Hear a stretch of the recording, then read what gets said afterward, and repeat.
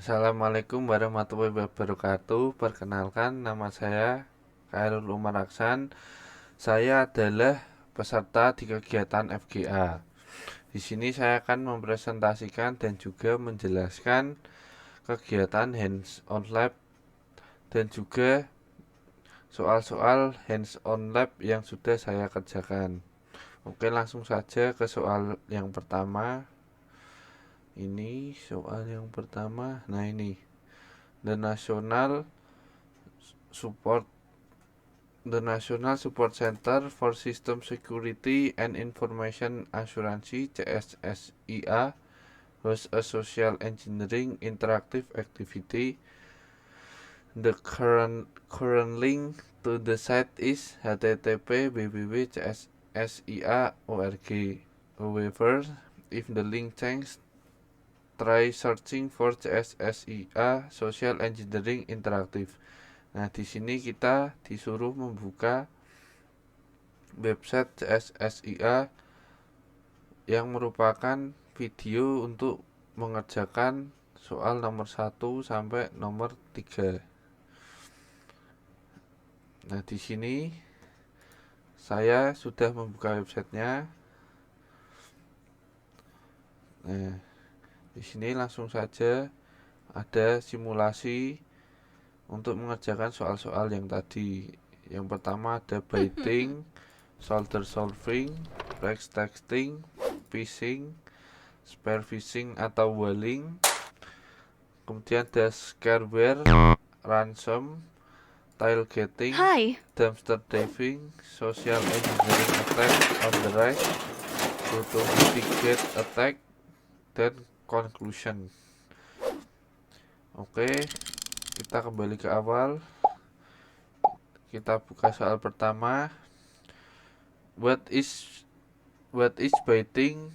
Did you click on the USB drive? What happened to the victim system? Jadi itu artinya apa itu baiting? Apakah Anda mengeklik drive USB? Apa yang terjadi dengan sistem korban? Kemudian kita kembali lagi ke sini. Kita klik yang baiting. Nah, ini di sini kita suruh mengeklik USB. Ini USB-nya. Sebentar dulu, ini ada jawaban yang what is baiting. Jadi baiting itu adalah baiting menggunakan janji palsu untuk mendapatkan promise to gain, itu minat korban untuk memikat mereka ke dalam perangkap yang mencuri informasi mereka atau menginfeksi sistem mereka dengan malware. Nah, itu arti baiting. Nah, ini jawaban saya. Kemudian selanjutnya, did you click on the USB drive? Oke. Kemudian kita akan coba mengeklik USB drive.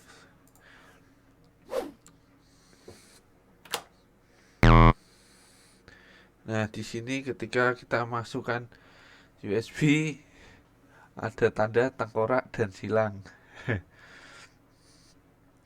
Nah, di sini orang di sini berarti telah memasukkan USB.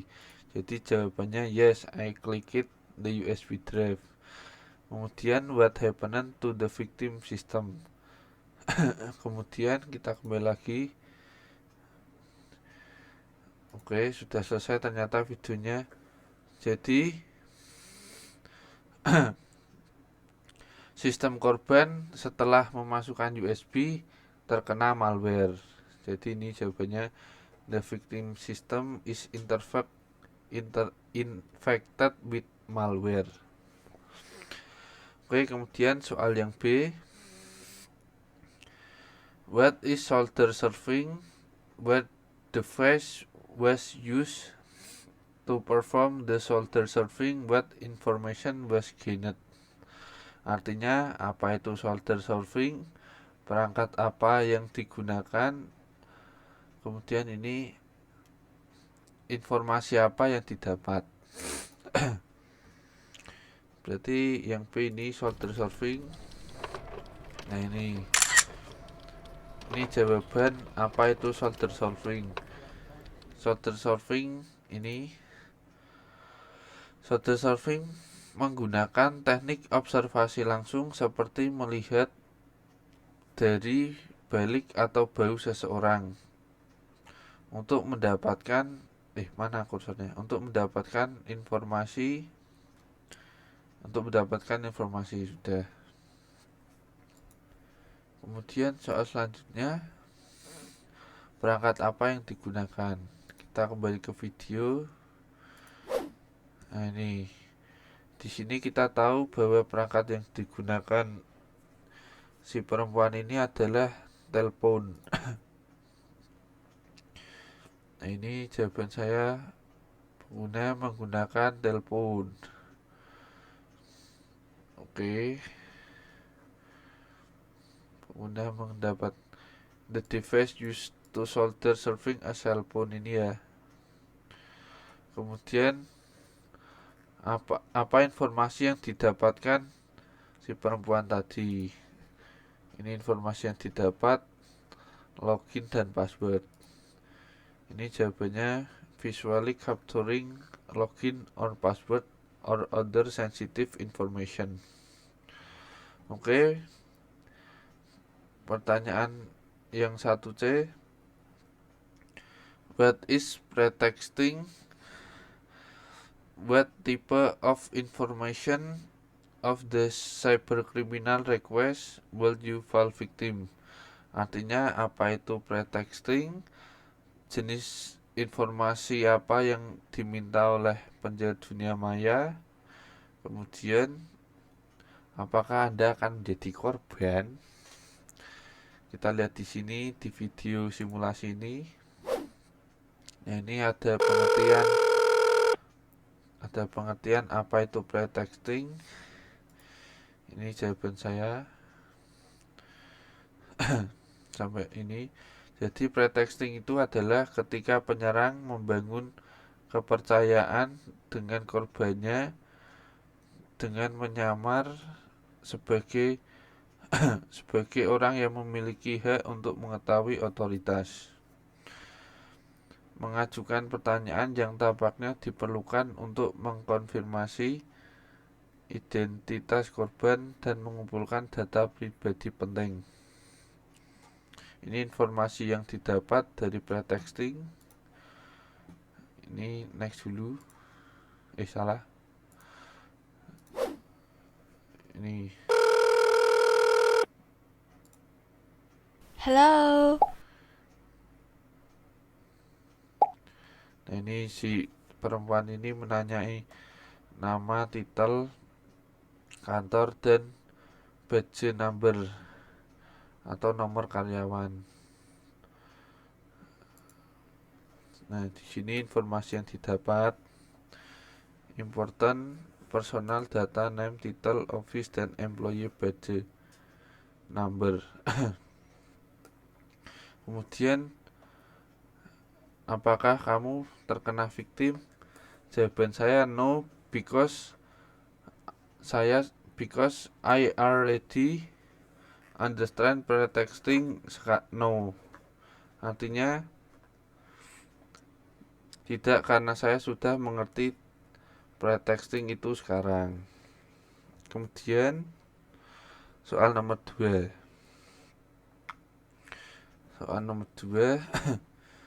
Phishing is designed to get victim to click on link to malicious website, open attachment that contain malware or reveal sensitive information.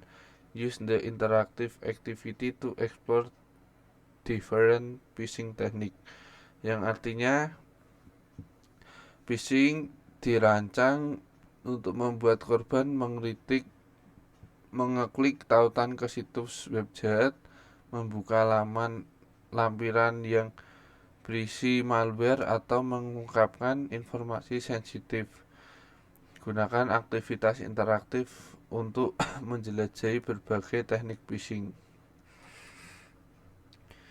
Kemudian soal yang 2B, in this phishing example, what is the ploy the attacker used to trick the victim to visit the trap website?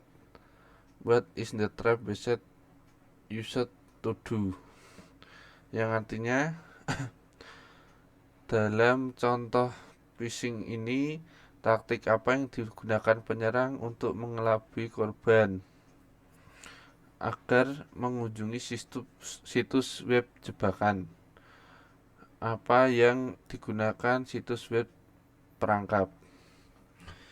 Kita kembali ke video simulasi. Ini ya phishing. Nah, ini.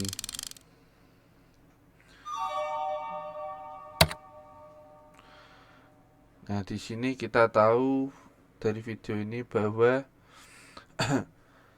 teknik phishing yang digunakan menggunakan skema kepada si korban untuk mengirimkan pemberitahuan. Jadi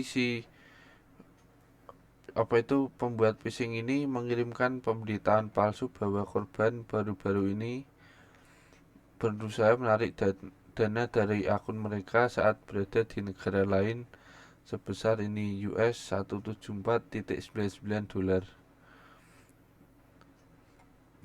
Ini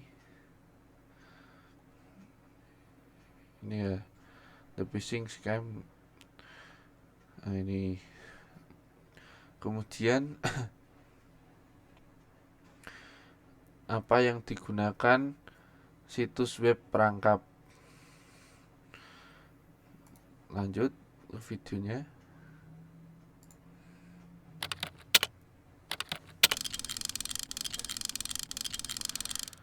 Nah, di sini kita bisa tahu bahwa si pembuat link phishing itu menggunakan skema ini yang dirancang untuk mencuri kredensial korban termasuk nama pengguna dan kata sandi. Ini ada username dan password. Nah, ini untuk mencuri username dan password. Kemudian lanjut soal yang 2B.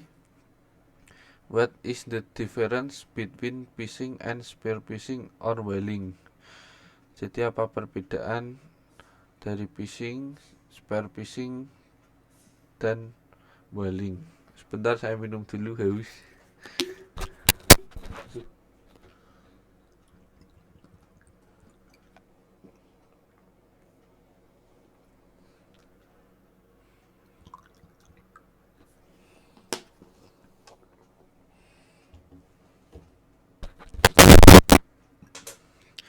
Jadi, in phishing attack, the attacker try to obtain personal information or data like username, password, and credit card detail by disguising themselves as trustworthy entities.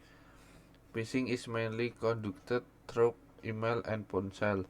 Spear phishing is more targeted version of the phishing, in which an attacker chooses specific individuals or enterprises and then customize their phishing attack to their victim to make it less conspicuous. Whaling is when the specific target is a high-profile employee such as a CEO or CFO.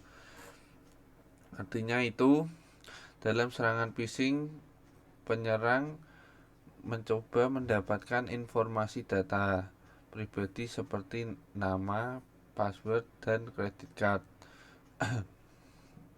dengan menyamar sebagai entitas. Phishing terutama dilakukan melalui email dan nomor telepon ponsel ini.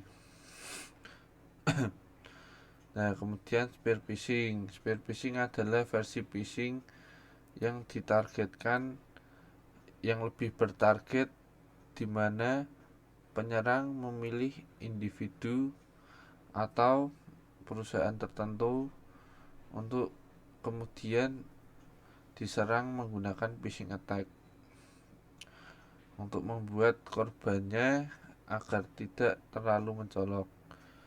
Kemudian whaling adalah ketika target spesifiknya adalah karyawan berprofil tinggi seperti CEO dan CFO. Kemudian soal nomor 3.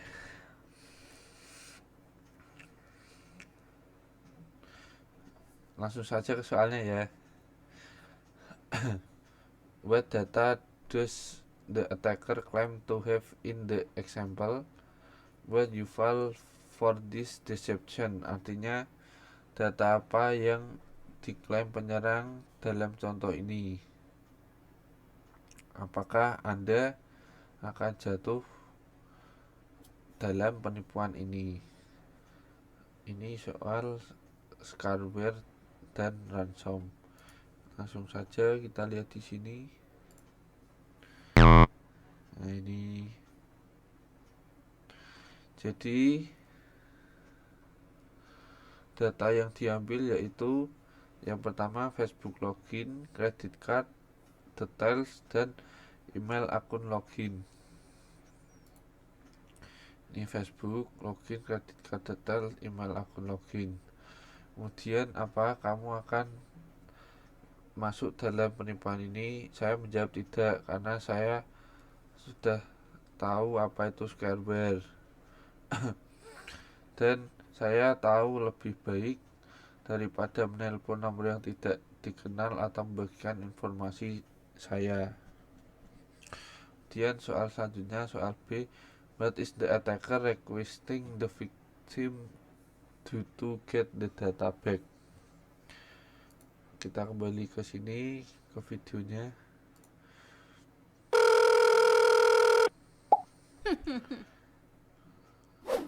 Nah, di sini di video, jika kita ingin data kita kembali, kita harus menelpon si pembuat scareware. Kita kembali ke jawaban ke soal. Jadi jawabannya ini, mana tadi? Please call the attacker within the next 5 menit to prevent your computer from being disabled. Telepon di 448000903 274.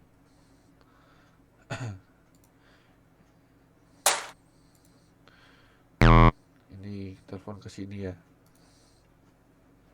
Artinya hubungi penyerang dalam 5 menit. Mana tadi? Ini dalam 5 menit agar komputermu tidak disable, itu jadi dinonaktifkan. Hubungi nomor tadi. Kemudian what is tailgating? Hi. Nah, ini tailgating. Jadi ini pengertian tailgating. Ini tailgating. Tailgating is when an attacker would like the proper authorization follow a victim with authorized credential through a door or other secure building access point into a restricted area. Yang artinya tailgating adalah ketika penyerang yang tidak memiliki otoritas yang tepat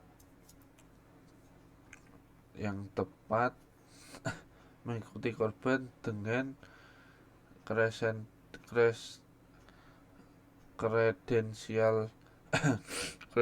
resmi melalui pintu atau titik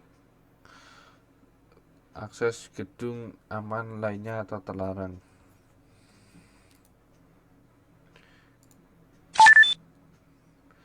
Nah, di sini dia bukan karyawan tapi bisa masuk.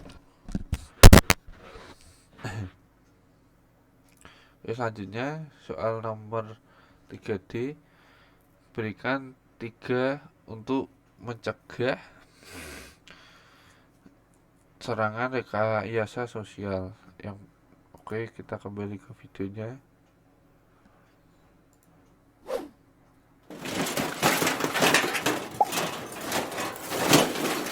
Nah, ini yang pertama, ini cara untuk mencegah tadi rekayasa sosial. Yang kedua ini, yang ketiga ini. Ini. Jadi artinya itu, yang nomor satu, pikirkan sebelum bertindak. Jangan pernah membagikan informasi pribadi melalui telepon, email, atau situs website. Jangan mengklik link atau mendownload file atau membuka email dari pengirim yang tidak diketahui. Yang kedua, tetap waspada terhadap lingkungan Anda. Bersikaplah skeptis terhadap tautan ke formulir web yang meminta informasi pribadi. Nih. Salah. Even if berarti meskipun email tersebut tampaknya berasal dari sumber yang sah, jangan pernah mengklik atau memasukkan informasi sensitif ke dalamnya. Yang ketiga, tetap jaga kerahasiaan akun dari perangkat Anda. Gunakan antivirus software dan gunakan filter spam, serta perbarui perangkat Anda. Terus kemudian yang ini, yang part 2, buatlah PowerPoint untuk membuat poster. Nah, ini poster yang saya buat. Saya memilih tema yaitu phishing. Di sini ada pengertian apa itu phishing. Yang kedua, ini kenali phishing, bisa dari website, bisa dari email. Yang ketiga, cara menghindari phishing. Yang pertama, selalu update informasi terkait phishing. Yang kedua, selalu cek siapa pengirim email. Yang ketiga, jangan asal klik link yang diterima. Yang keempat, waspada ketika dimintai data pribadi. Yang kelima, lakukan scan malware secara berkala. Nah, di sini soal yang B. Jadi kita biasa menaruh poster ini, menurut saya, di kantor-kantor. Karena di kantor tuh banyak komputer dan juga file-file penting. Nah, segitu dulu penjelasan dan presentasi dari saya. Bila ada salah kata, mohon dimaafkan. Wassalamualaikum warahmatullahi wabarakatuh.